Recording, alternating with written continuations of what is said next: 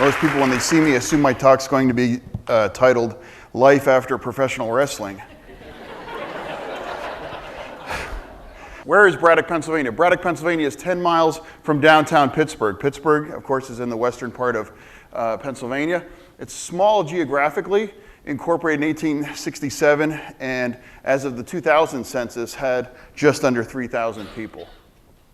Why is Braddock famous or of note? It's where Andrew Carnegie built his first steel mill. This is what Braddock Avenue looked like in 1955.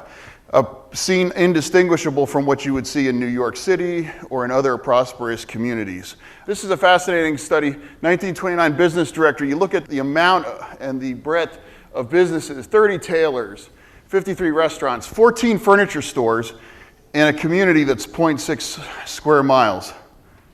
Fast forward to 2010, all those numbers dropped down to 0.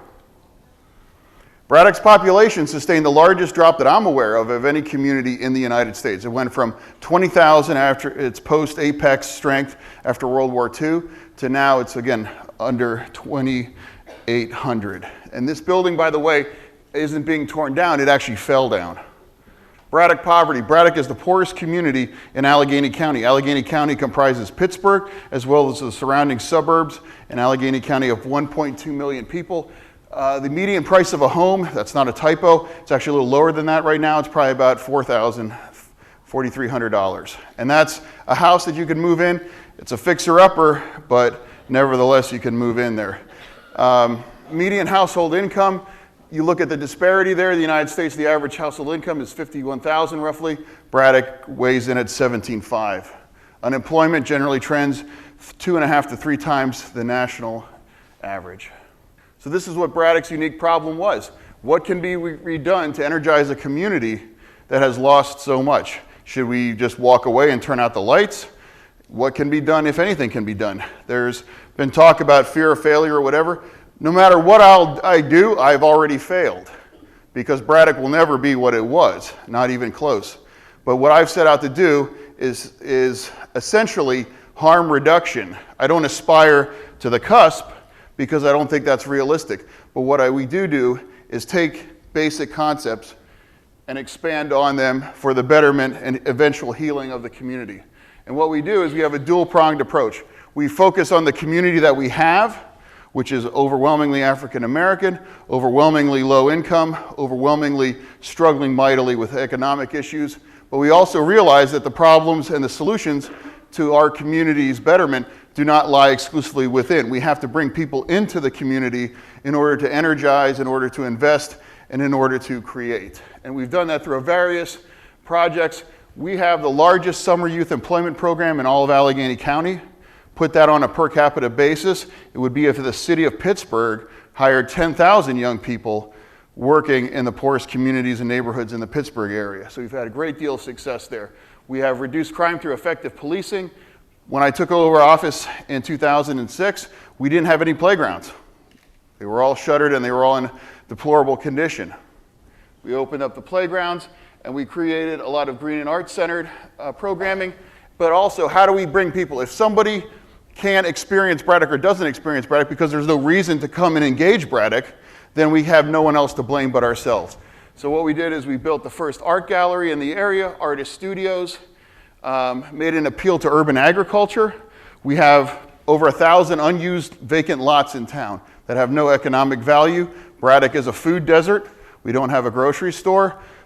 And we need summer jobs for our young people. So it's the perfect marriage for our community. Urban homesteading, attracting people from around the country that like the idea of buying a home for $2,000 or $3,000 and fixing it up and living in more of a deliberative community.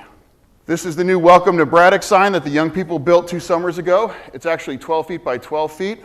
It won the Neighborhood Art Show installation for Pittsburgh Magazine in 2009.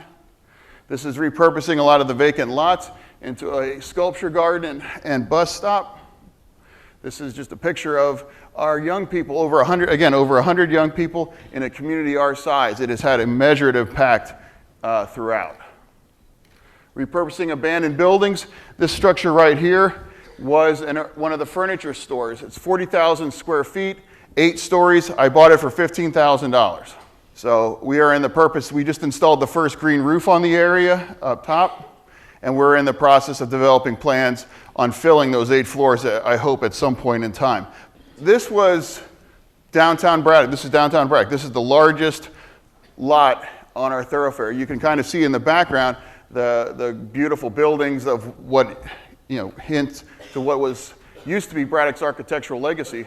So 4 years ago, we set out, and now it became the only green space that Braddock has for children to frolic in and to just enjoy a park.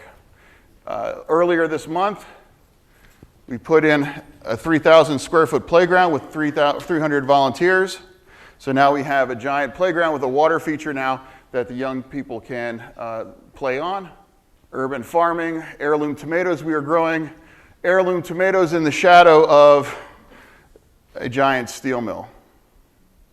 Creating events for bringing people into the community. We built an outdoor bread and pizza oven. Again, that's the steel mill in the background. Cultural events, we have a balance again. We have events that are tailored for the traditional community, and i.e. the residents that live in town, and then we also have events designed to bring people into the community. And again, one of the most important distinctions I've learned is that you have to have a balance between the two. So we have a giant Braddock block party every year. All these things are new inventions, new to town. Easter egg hunt, over 150 children. Free ice cream, we started that this summer. We send the ice cream truck around town, and because, again, Braddock's a food desert, so we sent the ice cream truck around once a week this entire summer. I arm wrestled kids for their paychecks. This was an abandoned Catholic school, middle school, that we repurposed for artist studios and performance space. Of the nearly 3 dozen structures that we have repurposed, every single one of them was abandoned. We have not, Braddock, I like to say, is gentrification proof. Our problem isn't we attract, we bring a bunch of people in and we price folks out of the market. Let's say our housing price triples, we're so successful. Oh, great, now it's up to 15,000. Shepard Fairley stopped by, part of an installation. An art collective from Brooklyn set up shop in a formerly abandoned church. We attracted the first green business in the area, Fossil-Free Fuels. They are the nation's leading grease car whizzes. And if anyone knows what a grease car is, it's retrofitting diesel engines and trucks to run on vegetable oil. Buy this home for $5,000. This is a classic example of urban homesteading. That house, largely abandoned, bought it for $4,000. Fixed it up, and now it looks like some place that would be featured in a magazine. In Braddock in 2005, when I took office, it was kind of like a violent and unsettled place. Typically, there were 3 or 4 homicides a year, and it was a place where you couldn't imagine a lot of stuff going on. Knock on wood, as of this month, we've just entered our 29th month consecutive without a homicide.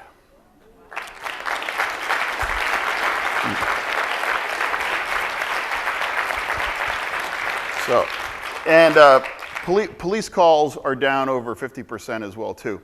Now this is where I normally would stop the presentation and feel really good and uplifting. And it's like a story, it's like Rudy and they carry me off the field. But within the past calendar year, we've had a large series of challenges that have really continued to batter the community. A year ago, it announced that UPMC, University of Pittsburgh Medical Center, which is basically the largest charitable organization in the state of Pennsylvania, runs a lot of hospitals, the dominant healthcare provider in Allegheny County, pulled out and closed down the hospital in Braddock. 600 jobs and access to healthcare for our residents gone during a single phone call that I received the night before. And that sparked a lot of debate. Basically, we were having a national debate on the healthcare played out locally here in Braddock. Does the poorest community in Allegheny County deserve to have healthcare from a giant that makes over $300 million a year in profit as a nonprofit? Or is it buyer beware, you're on your own? The answer to that is a hybrid.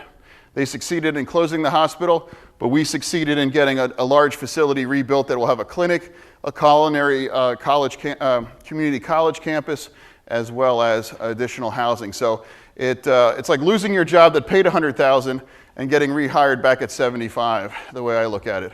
But it was a really wrenching decision, and again, plunged our town into chaos up until about 3 or 4 months ago.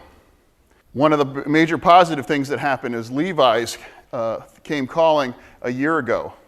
They showed up in town and said, John, you know, I know this might sound crazy, but we would like to center our advertising campaign for 2010 directly in your town.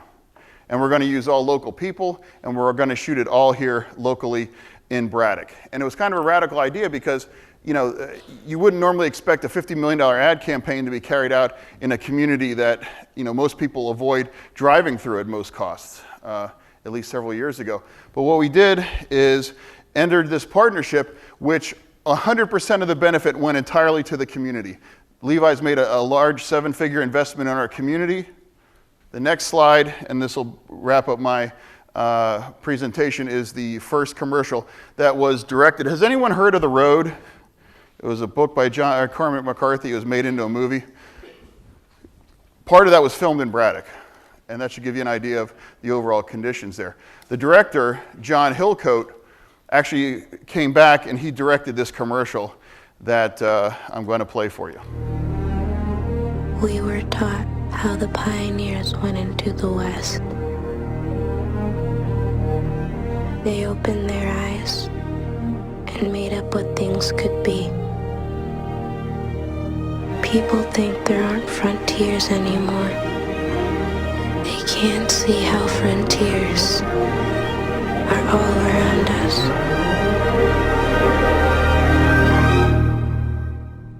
Braddock to me represents the story of the tale of two cities, intervention or laissez-faire. When the deindustrialization, it was laissez-faire. Hundreds of thousands of jobs left the area. No one seemed to care. That's capitalism, baby. 2 years ago, they pull up dump trucks full of money to banks to stabilize, save jobs in the financial service sector. And I'm not saying one's wrong and one's right, but if you want to know what it looks like when there is no intervention, come to our community. So in closing, I want to thank everybody for allowing me the chance to take my little sad story and put it in front of people that have really, you know, I joke that I really don't belong here. Mickey McManus, I don't know if he's in the audience, but he's from Pittsburgh as well too. You know, these are the kind of big brains that really move society, whereas I'll kind of satisfy toiling in obscurity. But for me, it's been my life's work, and I find myself really lucky because I'm not in it for the pay. My position pays $150 a month. So it really is a difficult situation. But I hope 10 years from now, it'll be better, but it'll never be what it was.